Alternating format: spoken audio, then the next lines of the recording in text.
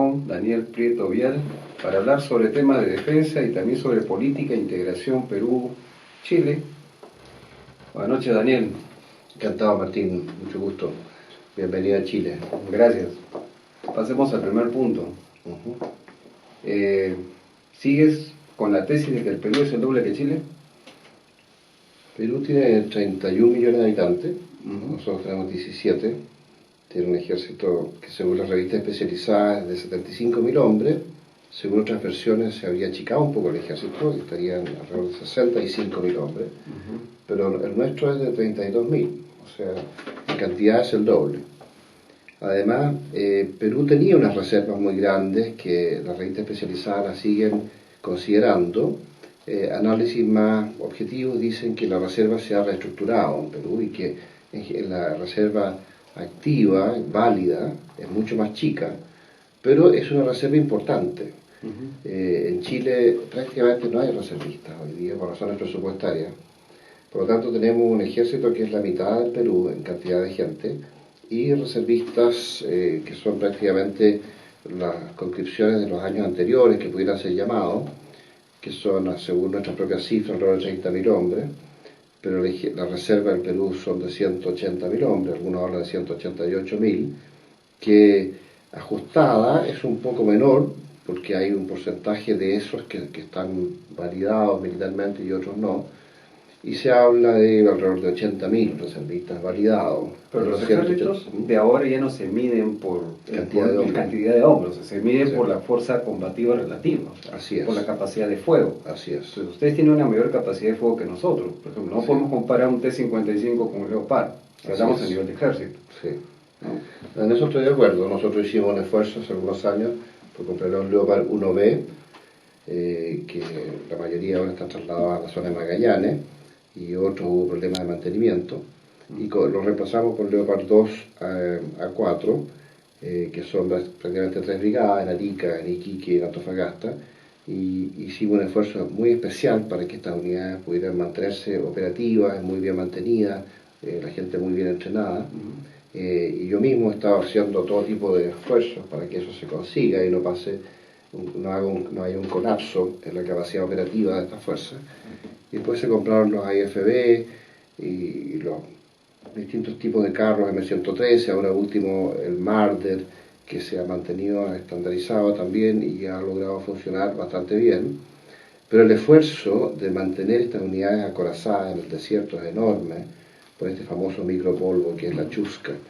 Así es que estamos en esa batalla tecnológica de poder mantener operativas estas unidades en el mejor pie posible, pero aceptando que son 4 grupos de 44 tanques, o sea, o 3 grupos de 44 tanques, que no es tanto, son en total alrededor de, no sé, 125, 128 tanques operativos. 128 tanques frente a las fuerzas europeas que son de miles de tanques, las fuerzas rusas, en fin, son cifras muy pequeñas, pero obviamente que para nosotros son importantes.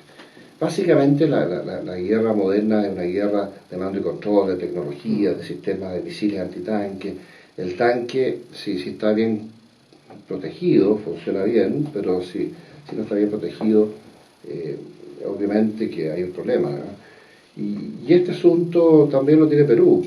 Nosotros nos hemos ido un poco por la línea de los misiles antitanque, Perú también en la línea de los misiles antitanque, con la diferencia de que Perú tiene alrededor del doble de misiles antitanques que nosotros hoy día, según lo que se ha detectado de la cantidad de Cornet E y de Spike que se han comprado en cada país. Así que sigue habiendo una doble capacidad en estos sistemas modernos. Perú tenía una cierta cantidad de helicópteros de combate que se fueron degradando, después los famosos HIN-24, ahora se compraron 3 HIN-35 y se han estado modernizando algunos HIN-24 y se discute si son 6, 8, 12 los que hay. Nosotros no tenemos nada, nosotros no tenemos helicópteros de combate. Había un proyecto de tenerlos, pero por razones presupuestarias nunca se hizo. Y así como eso, defensa antiaérea móvil es una cosa que nos está faltando, tenemos una capacidad mínima de defensa antiaérea móvil. Pero, de acuerdo a lo que vi, por ejemplo, en el desfile ayer, ustedes pueden tener 24 aviones F-16 en vuelo, nosotros con las justas podemos tener 6 en vuelo. Eso es una cuestión que está en discusión. Nosotros vemos ahí 8 MiG-29 llevados al nivel SMT, que también ustedes lo llaman SMP, con los sistemas más modernos y con los mejores radares y los sistemas de contramedida del mejor nivel. Ahora proyectando una modernización al segundo lote de 8 MiG-29, teniendo 3 que eran de origen ruso y que podían llevar los armamentos más modernos. Por lo tanto, van a llegar a tener los 19 MiG-29 operando con los armamentos más modernos. Se hizo un overhaul para las operaciones de los Mirage 2000. No se ha hecho la modernización digital de las aviónicas para hacer las interfaces con las armas más modernas. Eso está en un proyecto próximo, que en algún momento se va a hacer. Lo mismo con los Sukhoi 25. Pero los Sukhoi 25 ya pueden lanzar una serie de armamentos guiados, a pesar de que todavía tiene una aviónica de relojería y no una aviónica de pantallas digitales. Lo mismo que los Mirage 2000. Obviamente que en este momento el esfuerzo se está haciendo con los MiG-29. Y además están los famosos Tucano, que son 19, y ahora el KI-1, que es un avión coreano que tiene básicamente un rol de entrenamiento avanzado, pero que puede tener un rol secundario de combate. Y son 19 Tucanos que se han hecho esfuerzos por mantenerlos operativos, incluso ahora llevarlos al mejor mantenimiento, más estos KI-1 coreanos, que va a significar una cantidad de alrededor de 39 aviones de ese nivel, que son aviones que normalmente combaten el narcotráfico, que pueden interceptar aviones menores en el aire, pero que tienen un rol secundario de combate importante. Nosotros frente a eso tenemos 12 Super Tucanos, que no los teníamos armados, ahora se está pensando armarlos, pero son 12 contra 39, o sea, también hay un desbalance ahí. Además ustedes tienen los A-37, que nosotros hace tiempo los dimos de baja, y nos quedan unos pocos C-101, que nosotros los llamamos en Chile A-36, y que son una docena o 14 que nos pueden quedar operativos para entrenamiento avanzado y tienen también un rol de combate secundario. Ahora, efectivamente, los 44 F-16 que nosotros tenemos adquiridos, tanto los 10 modernos como los 2 lotes que compramos en Orlando, es nuestra fuerza, digamos, y básicamente Chile se basa en eso para su defensa, porque eso sí efectivamente es muy moderno y hemos estado durante años tratando de garantizar que se les equipe bien, y hay muchas discusiones si están completamente equipados, si faltan cosas. Eso más bien son cosas reservadas, pero nosotros creemos que los F-16 sí están funcionando relativamente bien. Ahora, pero ustedes tienen, por ejemplo, ¿no? O sea, tienen 3 aviones tanqueros o cisternas para abastecimiento en vuelo, Perú no los tiene. Tienen un avión el Cóndor, que es un sistema de mando y control aéreo, el Perú no lo tiene. Entonces, ¿cómo podemos estar por encima de Chile si ustedes en capacidad aérea tienen mayor ventaja?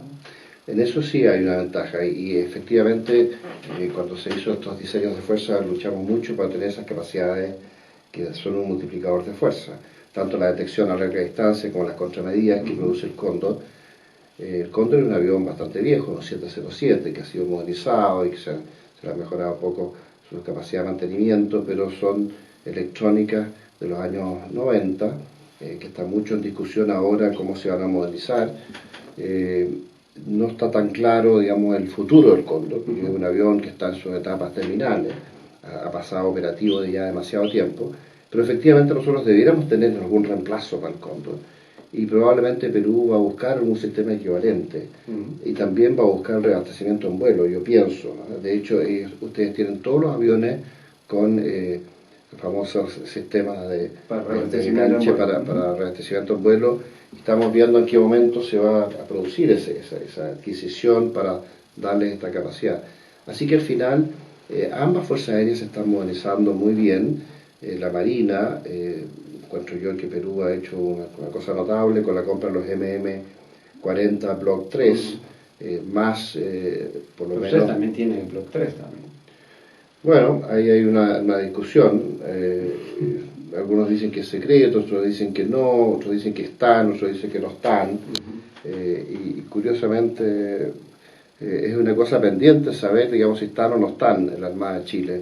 Algunos dicen que se pensó comprar y no se compraron, otros dicen que efectivamente se compraron. Y bueno, si yo supiera algo no lo diría, ¿no? Porque no estoy autorizado, pero no está tan claro que estén estos misiles, ¿no? Efectivamente sería lo lógico que nosotros tuviéramos un misil de 180 kilómetros de alcance, claro, como lo tienen ustedes. Ustedes lo tienen los Automat. Pero ya están desembarcados, ya. Los Automat ya no están en buque. Bueno, plataformas de defensa costera. Hay dos fragatas que no los tienen, pero las otras sí los tienen. Las Lupos sí los tienen. Los Automat modernizados para la capacidad de tiro de 180 kilómetros sí están, por lo menos en 6 Lupos, no en 2, que son las que se han llevado al sur y que tienen un rol de litoral. Y además, 2 Lupos tienen esta capacidad, los MM40 Block 3, con un alcance de 180 kilómetros. Ahora, en cuanto a la Armada, ¿incorporaron ustedes al sargento Aldea? ¿Piensan incorporar al Sicoro también, que lo van a dar de baja los franceses? Espero, es un sueño que yo mismo lo tengo. Tener 2 buques anfibios es una cosa razonable para un país como Chile. Son buques que además tienen un rol de buque hospital en caso de catástrofe, y con sus helicópteros, Chile es un país muy largo, muy delgado, pueden operar en cualquier lugar del territorio, desde el mar, para labores de rescate y para labores hospitalarias, frente a temporales, frente a terremotos, frente a esta acción de los volcanes, como los que se vio en la zona de Magallanes, y tienen un rol social muy grande, y nos sirven para poder movilizar nuestra famosa Brigada Anfibia Expedicionaria, que es una brigada por la cual hemos estado luchando mucho políticamente para que se consolide, para que se financie bien, para que esté bien equipada, y eso es una batalla diaria, anual, de los financiamientos y de la capacidad operativa, porque uno no puede crear una brigada así, pero si no mantiene en el tiempo el entrenamiento y las capacidades, estas capacidades se van degradando. Afortunadamente la Brigada Anfibia Expedicionaria está funcionando muy bien. Pero si uno ve las cifras en la magnitud de la Infantería Marina de Chile con la magnitud de la Infantería Marina peruana, Perú sigue teniendo una Infantería Marina más grande. Hay una discusión ahí cuál es mejor, en fin, yo no entro en eso. Yo siempre pienso que las Fuerzas Armadas chilenas son bastante buenas, pero siempre he sostenido que las Fuerzas Armadas peruanas han estado mejorando mucho en las últimas décadas, desde hace mucho tiempo que están mejorando, hasta el punto que las Fuerzas Armadas peruanas hoy día son extremadamente profesionales, y por eso yo siempre he soñado que si algún día nos pudiéramos aliar, sería muy interesante aliarse con un Perú que tiene Fuerzas Armadas tan profesionales. Sería mucho menos interesante aliarse con un Perú que tenga Fuerzas Armadas de menor categoría. Claro. En el tema justo de Armada, ustedes tienen el Almirante Montt, o sea, capacidad de poder cargar en alta mar. Nosotros no la tenemos. Acá, ¿eso no es una ventaja que ustedes tienen? Sí, es un buque muy grande, sobredimensionado para los requerimientos de la escuadra chilena. A lo mejor si nosotros tuviéramos un portaavión o 2, se justificaría tener un buque tan grande como el Montt.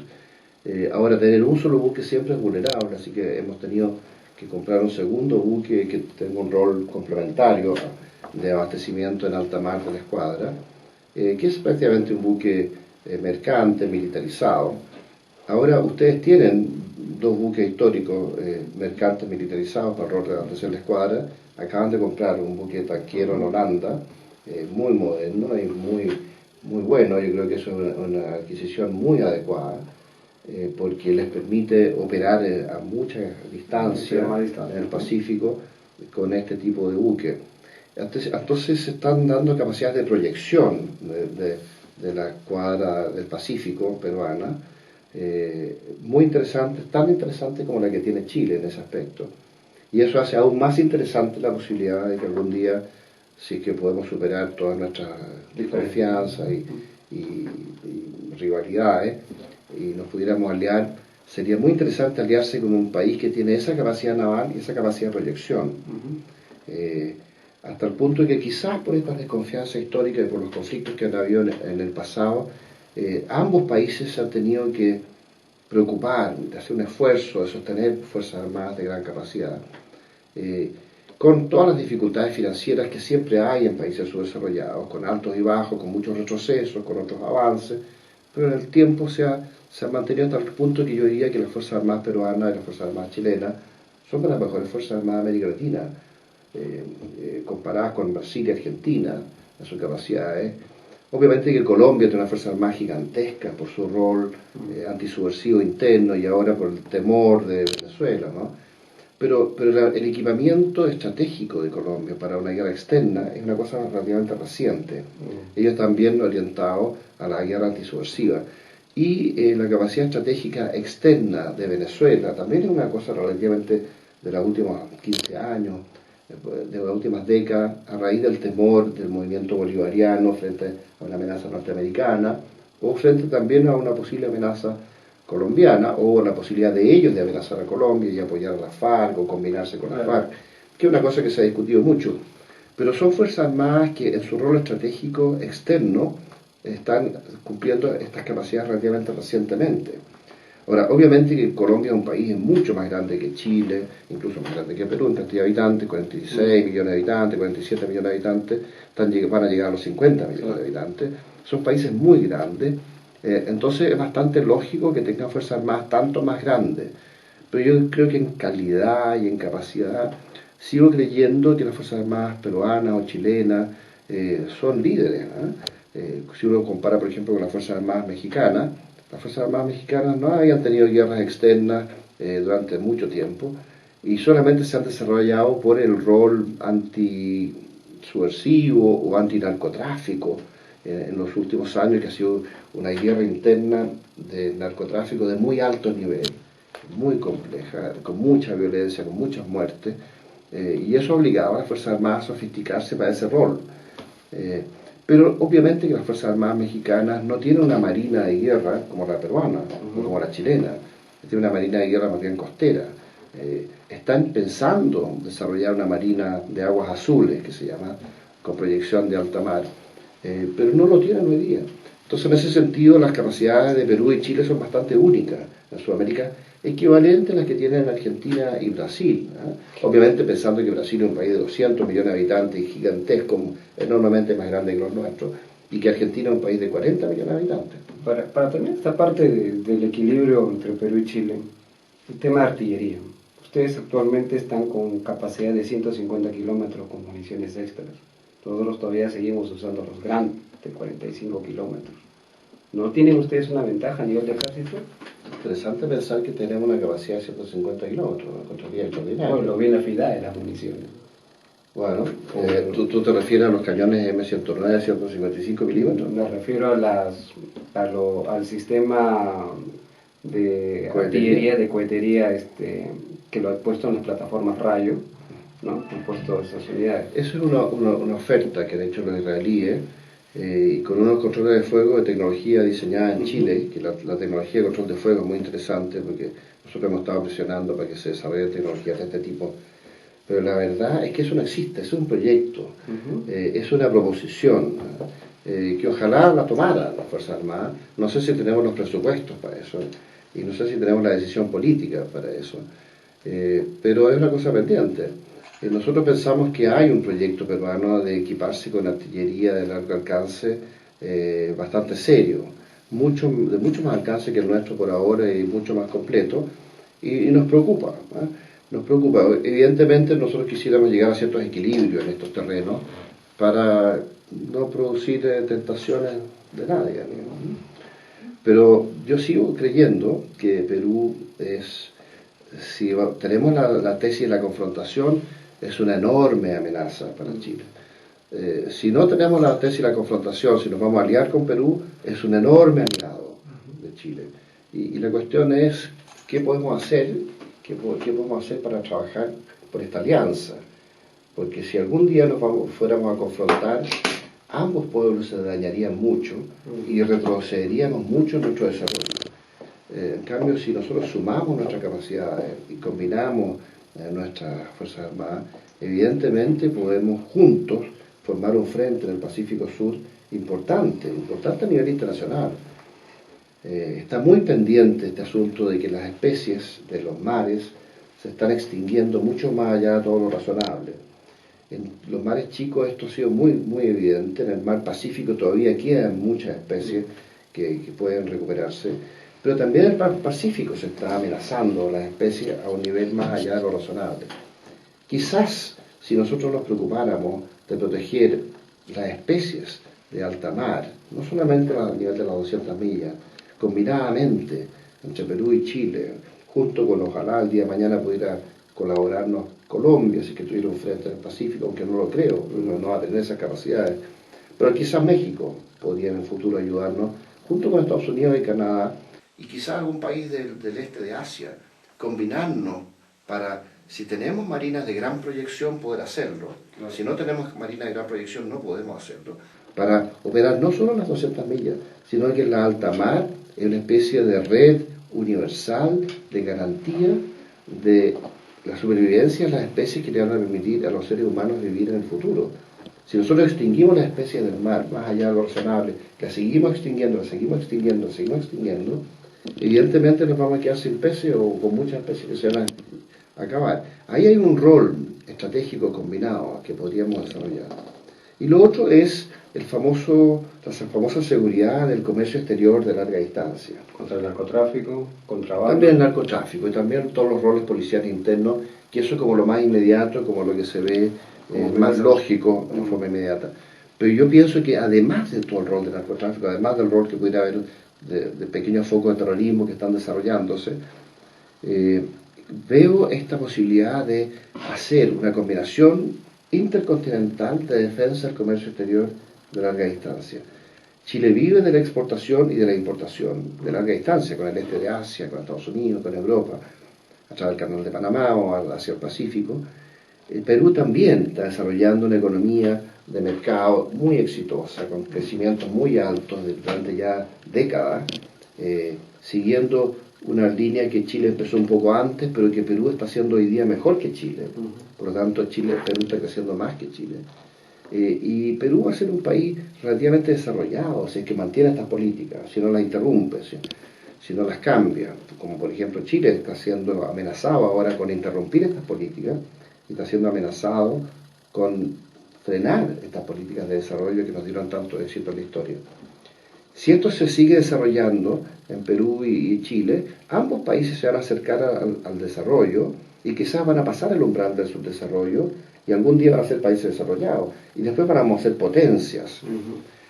Como potencias necesitamos garantizar que no se le interrumpa nuestro comercio exterior de larga distancia en caso de alguna crisis mundial. No estamos hablando de un conflicto entre nosotros, estamos hablando de un conflicto entre Corea del Sur y Corea del Norte, entre China y Japón, o entre la India, China, Japón, Rusia, Estados Unidos.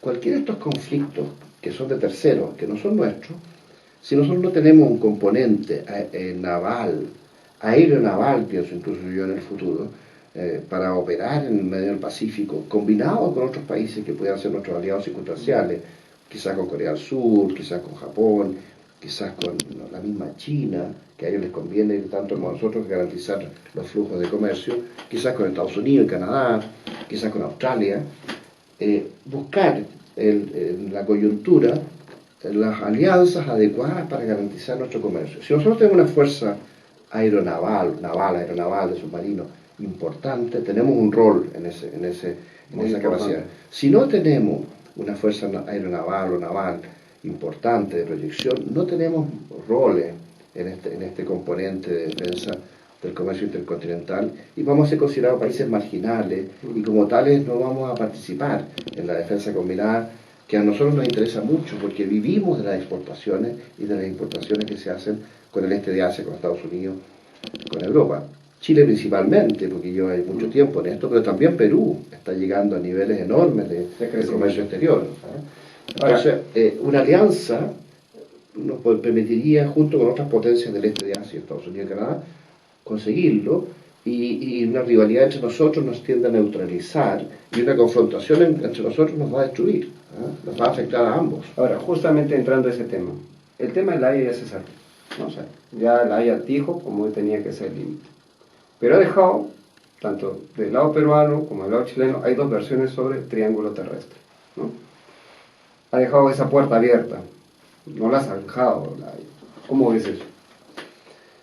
Una lástima, porque yo pensé que nosotros íbamos a superar todos los problemas ahora.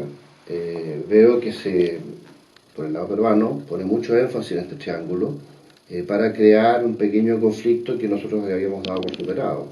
El tribunal mismo sostiene que el hito 1 es el límite del paralelo. No se pronuncia sobre el triángulo terrestre, pero da a entender que históricamente en el año 29 se planteó esto, y ya en el año 30, en las comisiones de límites combinadas de Perú y Chile, se pensó como una fórmula práctica de no tener problemas de interpretación. Se pensó poner dos hitos en tierra que dieran la proyección del paralelo, y esto fue propuesto tanto por la Comisión peruana como chilena, y se llevó a la práctica. Después por terremotos o por maremotos, se fue destruyendo el hito peruano, porque uno estaba a cargo de Chile, que es el hito 1, y el hito que estaba justo detrás para producir la alineación estaba a cargo del Perú. El hito peruano se fue destruyendo con el tiempo y no lo repusieron, y después trataron de sacarlo, y de hecho lo sacaron. Y el hito chileno del hito 1 se mantuvo, pero fue un acuerdo de ambos países en esos años. Y se ha querido desconocer ese límite del paralelo. Bueno, ahora tuvimos este arbitraje, este fallo del tribunal, en que reconocen el paralelo, pero solamente hasta las 80 millas. Y el argumento de la Corte es que Chile no ejercía soberanía más allá de las 80 millas. Y efectivamente parece que había un problema presupuestario en la Armada, que decía, nunca nos dieron suficiente presupuesto para operar más allá de las 80 millas, y nosotros no teníamos recursos para ir tan profundamente siempre al interior del Pacífico, cuando no era rentable y cuando no había mayor pesca allá. Entonces efectivamente no íbamos tanto allá, y con ese argumento el tribunal consideró que Chile no ejercía mayor soberanía en la frontera más allá de las 80 millas. Pero eso es una forma un poquito rebuscada de interpretar el asunto. Nosotros nunca lo hemos aceptado, pero sí finalmente terminamos por aceptar lo que dice el Tribunal de la Haya, porque nosotros nos comprometimos a aceptar cualquier cosa que dijeran.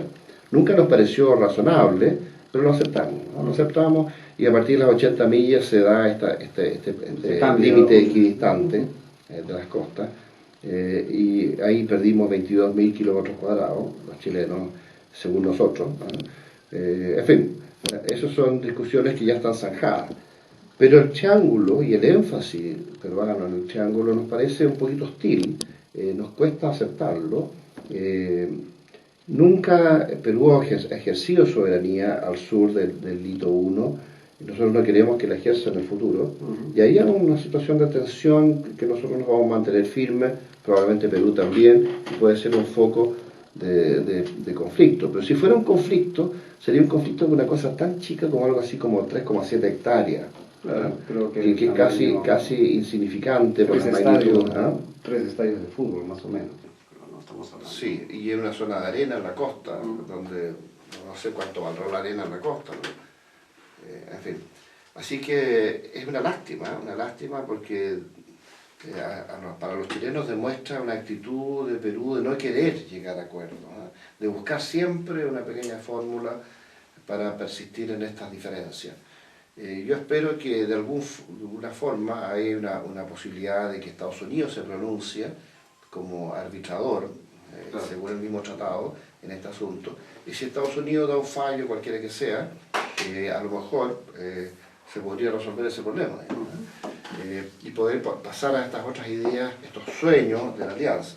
Pero evidentemente hay mucha animosidad en la opinión pública peruana y chilena a raíz de esto.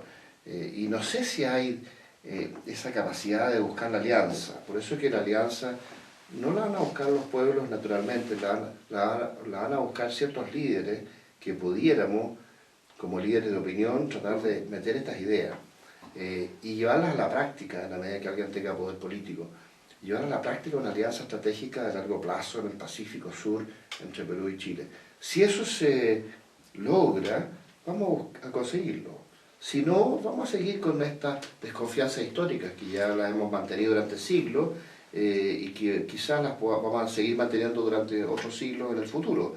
Pero la idea es tratar de romper esa desconfianza del siglo y tratar de cambiar de tendencia. ¿Crees que antes del fallo estuvimos al borde de un conflicto? No. ¿No hubo de ambos lados movimiento de tropas? Sí, nosotros sentimos una movilización de reservistas y una movilización de fuerza en Perú, hasta el punto de que se decidió acá hacer algunas pequeñas adecuaciones con nuestra movilización de gente en el ejército y la armada zarpó a alta mar y se sostuvo en alta mar algún tiempo a la espera de lo que decidiera, digamos, la autoridad política, y la Fuerza Aérea estuvo preparada, digamos, pero pensando en alguna acción peruana, pero nunca pensando nosotros tomar alguna iniciativa de ninguna naturaleza. Ok, pasemos al punto de trabajo combinado. ¿Cómo compatibilizar dos doctrinas? El ejército peruano tiene una doctrina francesa, el ejército chileno prusiana o alemana. La naval, bueno, creo que por ahí vamos, ¿no? En cuanto a doctrina. La Fuerza Aérea, también vamos por ahí.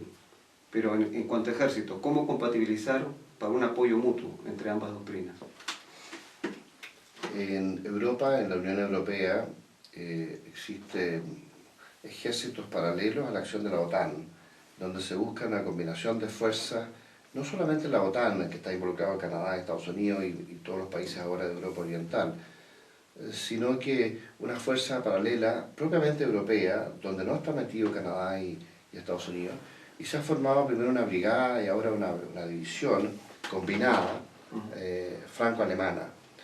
Y los franceses operan con su doctrina francesa y los alemanes operan con su doctrina alemana en esta división combinada de fuerzas, que son fuerzas que ellos pueden utilizar para intervenir en cualquier parte del mundo por cualquier necesidad de la Unión Europea, no necesariamente la OTAN, pero también de la OTAN, porque puede ser para cualquiera de las dos cosas.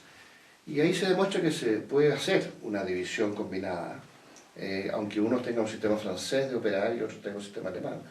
Si Perú sigue con esta tradición militar francesa y Chile sigue con esta tradición que partió siendo prusiana por ahí por el año 1885 hasta el año 1910, pero que después sufrió también un poco la doctrina norteamericana después de la Segunda Guerra Mundial, y también Perú tuvo influencia de la doctrina norteamericana y la influencia incluso de la doctrina soviética en una época.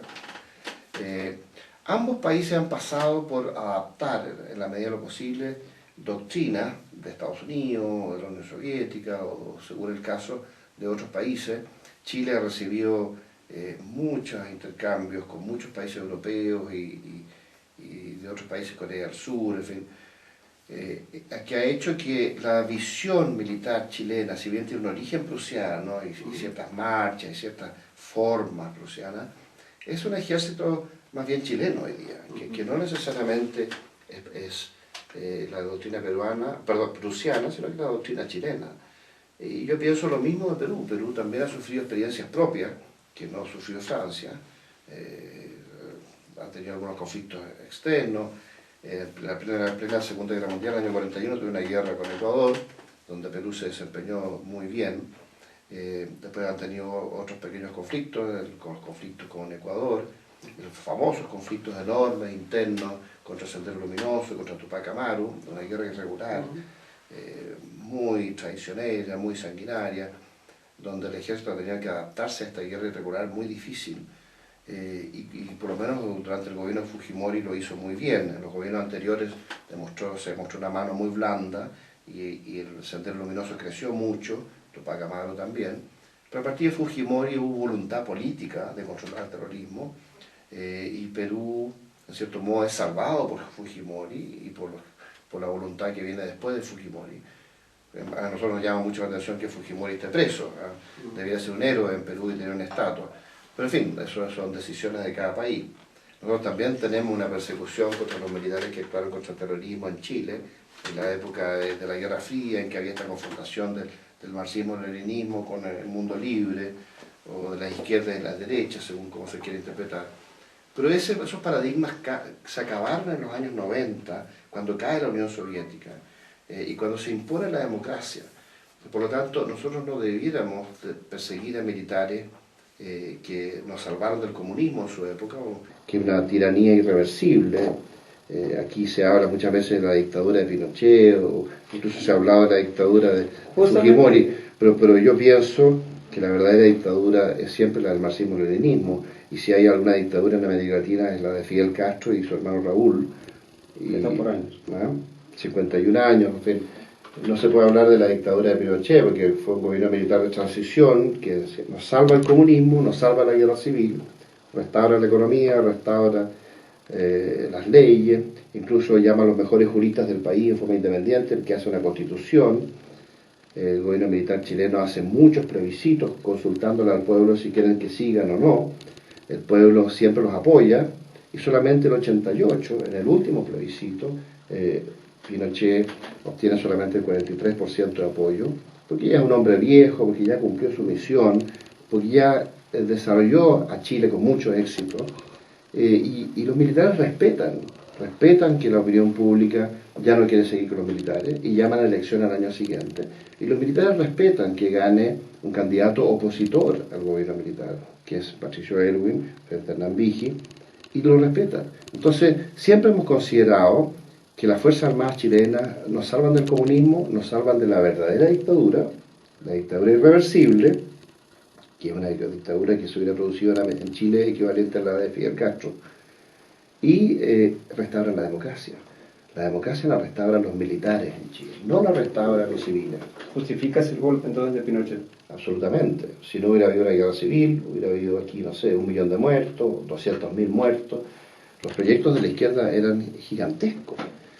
No toda la izquierda estaba en la línea de estas matanzas que ellos pensaban hacer, pero había grupos que se iban a imponer dentro del sistema que sí estaban proyectando una matanza muy grande en Chile para imponer una dictadura irreversible de tipo leninista, de las más duras que uno se puede imaginar.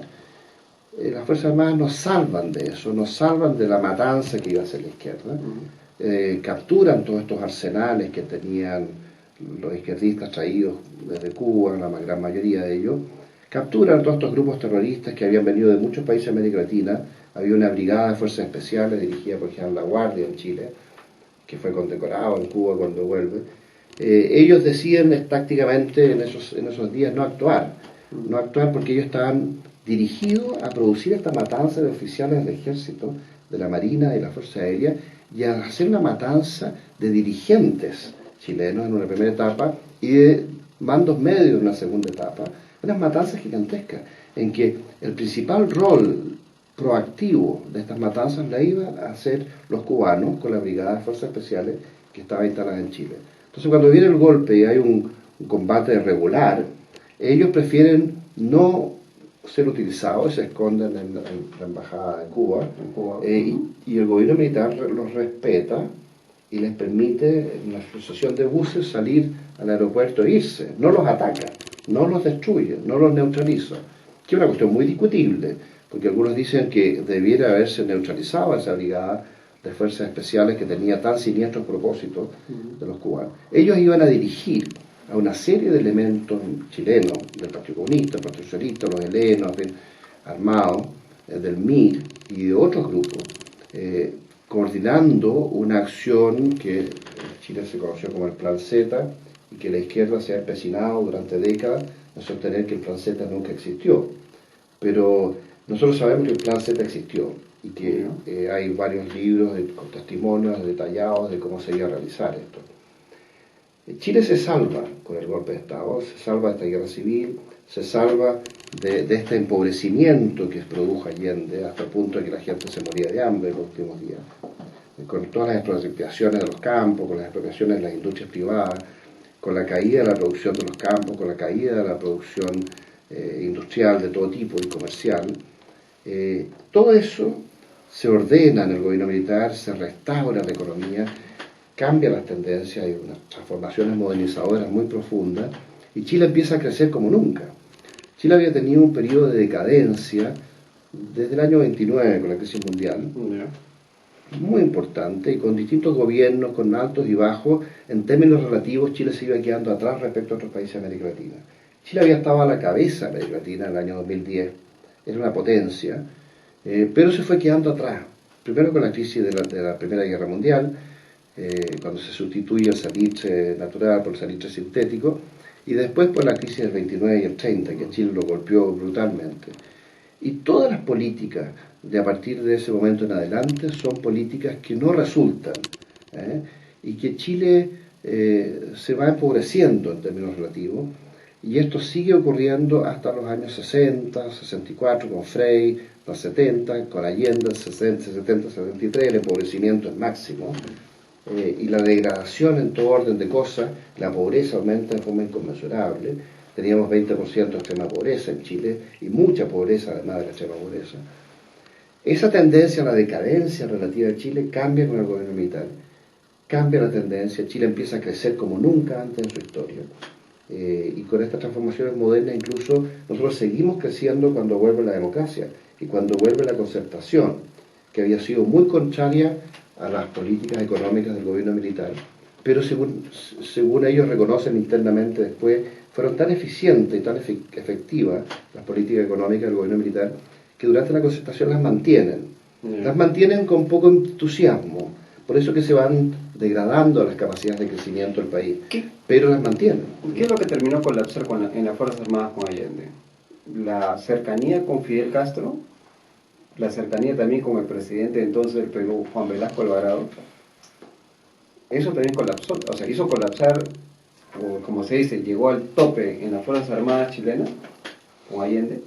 No, eso fue un problema interno, fue un problema de violar las leyes, de violar la Constitución, de lo que dijo la Cámara de Diputados, lo que dijo el Poder Judicial, que declararon ilegal el gobierno de Allende, y poco después se produce el golpe.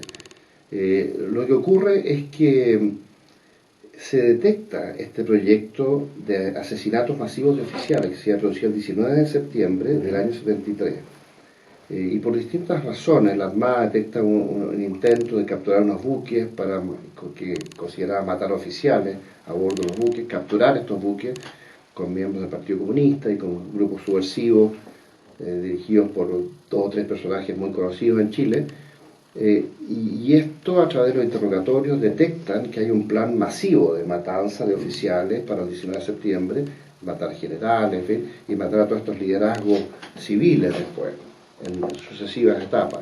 Entonces los militares se alarman al extremo de que deciden adelantar su acción antes de que ellos actúen, que iban a actuar el 19 de septiembre, los militares deciden actuar el 11. Y bueno, Allende era un hombre que, si bien es elegido democráticamente, siempre había seguido la línea democrática, él pensaba que el futuro del mundo era socialista, el futuro del mundo era soviético, el futuro del mundo era el comunismo. Y él estaba en OLAS, que era una organización que coordinaba el terrorismo a nivel latinoamericano. Estaba en combinación con Fidel Castro, que era partidario de la línea armada para toda América Latina, y estaba en la línea de imponer un sistema leninista en Chile, y el leninismo es una dictadura irreversible. Allende estaba en esa línea también. Hoy día se ha, en la publicidad, en la propaganda, insistido mucho que Allende era un demócrata, que quería una revolución con empanadas y vino tinto, y llegar al socialismo a través de la democracia. El mismo Allende le confiesa a Regis Debray en una entrevista de que él plantea todas estas cosas como una cuestión táctica para crear una imagen, lo mismo que el famoso acuerdo con la democracia cristiana, los famosos pactos de garantía para su gobierno, y que lo firma con la democracia cristiana, pero le dice a Regis Debray, esas son cuestiones tácticas que yo obviamente me vi obligado a hacer para poder avanzar y para poder llegar al poder.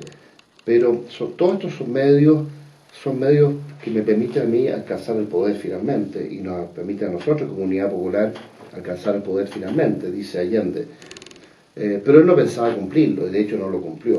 Y por eso que la democracia cristiana, que apoyó a Allende en la elección del año 70, en el Congreso, decide finalmente, tanto Frei como Elwin y otros personeros, decir que esto solamente se arregla con fusiles, porque ellos veían que estaban a las puertas de la guerra civil y veían que parte de la gente que iban a ser asesinada eran ellos mismos. Los mismos líderes demócratas cristianos iban a ser asesinados en este proyecto masivo. Justo hablando de fusiles, ¿cómo tú puedes observar la actitud de Allende al momento del golpe? O sea, dentro de toda la historia latinoamericana, cada vez que ha habido golpe, los presidentes son deportados, se rinden, los sacan de palacio y los expulsan. En el caso de Allende es algo que está bien, o sea, comunista, no nos gusta el sistema. Un socialista leninista. O un socialista leninista, no nos gusta el sistema. Pero la actitud de él de quedarse en la moneda hasta el final. Bueno, yo creo que es un hombre valiente. Hay una tradición en Chile de no rendirse. Él tendrá sus ideas socialistas y prosoviéticas, pro-cubanas en ese momento, y él era claramente partidario al final de llegar a un régimen dictatorial leninista, usando estos métodos democráticos para llegar a eso. Pero él también era un hombre que se jugaba valientemente por su causa. Uno podrá discutir si su causa era buena o mala. Él creía completamente en su causa.